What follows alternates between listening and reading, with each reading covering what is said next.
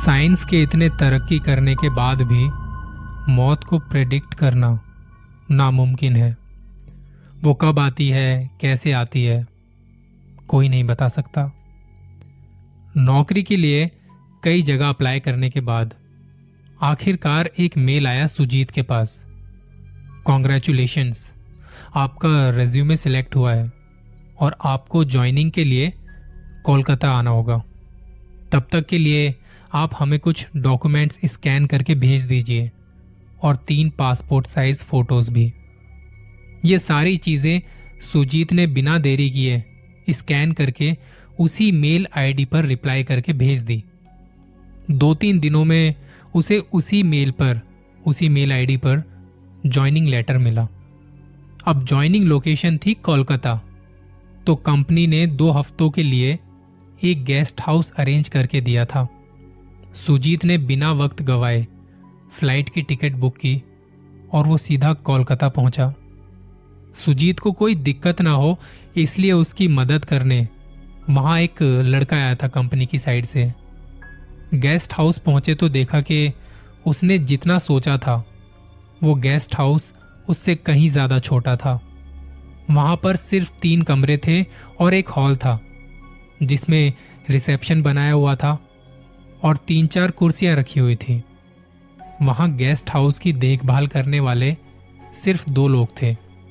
एक यहाँ का रिसेप्शन संभालता था, दूसरा यहाँ की सर्विस वगैरह देखता था और साथ ही साथ किचन का काम भी वही देखता था। यहाँ के 3 कमरों में से एक का इस्तेमाल ये दोनों करते थे और बाकी के 2 कमरे कोई गेस्ट आ जाए तो उनके लिए रखे हुए थे। सुजीत को गेस्ट हाउस के कमरे में घुसते के साथ ही एक अजीब सी बेचैनी और घुटन होने लगी, क्योंकि वहां कुछ सामान जैसे बेड, टेबल, कुर्सी की वजह से जगह इतनी बचती ही नहीं थी कि वहां पे कोई अकेला बंदा ठीक से बैठ भी सके। सुजीत ने फ्रेश होके अपना सामान रखा और वो बिस्तर पर लेटकर टीवी देख रहा था कि तभी उसकी नजर ड्रेसिंग टेबल के आईने में पड़ी। आईने में कुछ देखा कि कोई ठीक उसके सर के पीछे वाली खिड़की से देख रहा है। सुजीत ये देखते ही जैसे ही पीछे पलटा, किसी ने उसके बाएं कंधे पर अपनी गर्म सांसें छोड़ी। इससे पहले कि सुजीत बाईं तरफ घूमता तभी उसका फोन बजा। फोन सुजीत की मंगेतर का था, जिसने सुजीत से रिक्वेस्ट की कि कुछ अपनी सेल्फीज उसे भेजे। मंगेतर की इस रिक्वेस्ट पर उसने सब छोड़ कुछ सेल्फीज ली और उसे भेज दी।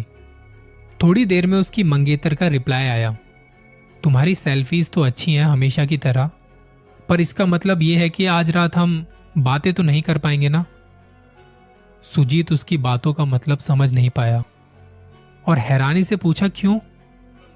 तो मंगेतर ने कहा, जाहिर सी बात है, जब रूम तुम शेयर कर रहे हो, किसी के साथ हो तो उसके सामने तुम बात तो नहीं कर पाओगे, कंफर्टेबल फील नहीं करोगे। सुजीत ने पूछा, कहां, कौन से रूममेट की बात कर रही हो तुम?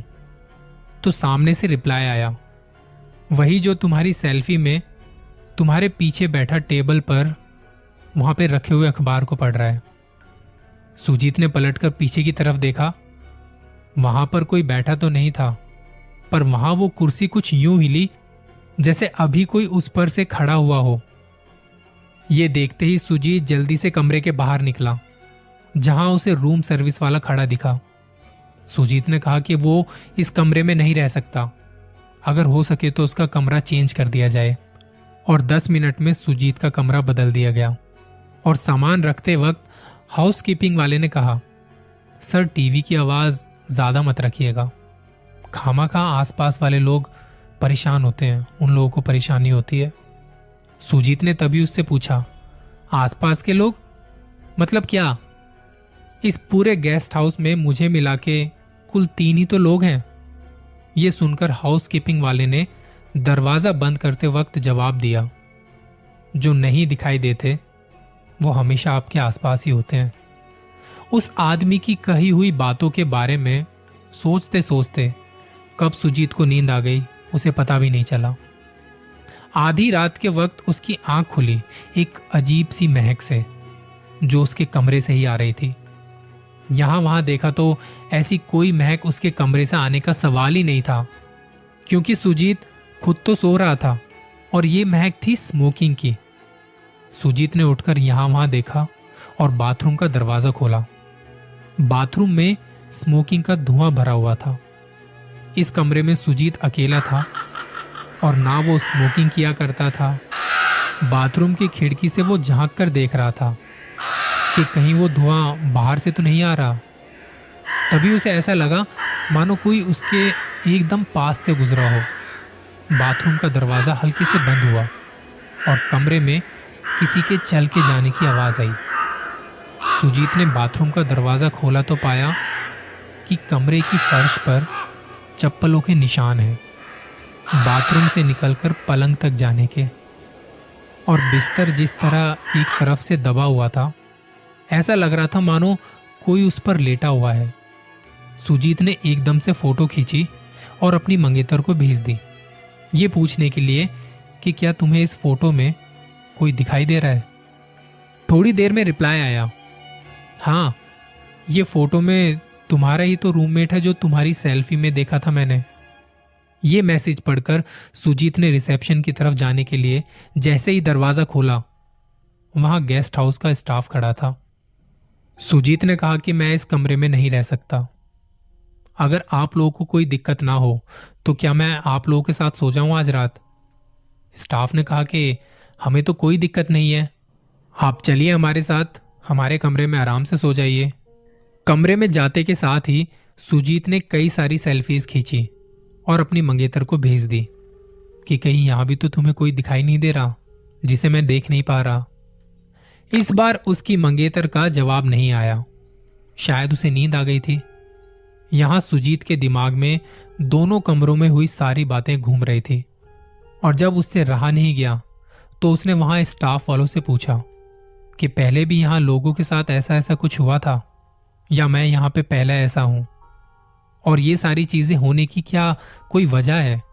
तो स्टाफ वालों ने बताया कि ये गेस्ट हाउस कंपनी को 7 सालों पहले काफी सस्ते दामों में मिला था। उससे पहले ये सिर्फ एक छोटा सा होटल था। तब राजीव नाम का एक लड़का नौकरी ढूंढने के लिए कोलकाता आया था। उसने नौकरी ना मिलने पर इसी गेस्ट हाउस में सुसाइड कर लिया था। तब से लेकर आज तक इस गेस्ट हाउस में कई लोगों को उसकी मौजूदगी का एहसास हुआ है। सुजीत ने तभी अपना मोबाइल दिखाकर उससे पूछा कि क्या इन तस्वीरों में तुम्हें कोई दिखाई दे रहा है। तो उन्होंने मोबाइल में ली गई फोटो में सुजीत और उसे देखने की बात कही। रात हुई, तकरीबन 11 बज रहे थे। हल्की रोशनी में सुजीत ने देखा कि कोई कमरे में आया है और वो सोने चला गया। शायद इस गेस्ट हाउस का रिसेप्शनिस्ट हो। पर थोड़ी ही देर में दरवाजे पर एक खटखटाने की आवाज हुई। स्टाफ में से किसी ने दरवाजा खोला तो एक आदमी अंदर सोने आया। सुजीत ने स्टाफ वाले से पूछा कि ये कौन है, तो उसने कहा यहां का रिसेप्शनिस्ट। अगर ये रिसेप्शनिस्ट है तो जो यहां पर इतनी देर तक था वो कौन था। स्टाफ वाले ने सुजीत से उसका हुलिया पूछा तो उसने बताया कि घुंघराले बाल और तकरीबन 5 फीट 8 इंच की लंबाई होगी। ये सुनकर स्टाफ वाले एकदम चुप हो गए क्योंकि ये राजीव का हुलिया था। ये जानने के बाद सुजीत वहां रुकने की हालत में नहीं था।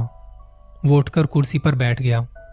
कुर्सी पर बैठने के थोड़ी देर बाद एक और आदमी उसके कमरे में आकर बैठा और कहने लगा, कॉन्ग्रेचुलेशंस, आपका रिज्यूमे सिलेक्ट हुआ है। आज पहला दिन है जॉब का, गुड लक। सुजीत का सपना टूटा और उसकी आंखें खुली। देखा तो कल रात वो कुर्सी पर ही सो गया था और गेस्ट हाउस के वो दोनों स्टाफ वाले भी इस कमरे में नहीं थे। वो जल्दी से बाहर गया, रिसेप्शन पे जाके देखा तो स्टाफ वाले वहां भी नहीं थे। सुजीत अब इस गेस्ट हाउस से चेकआउट कर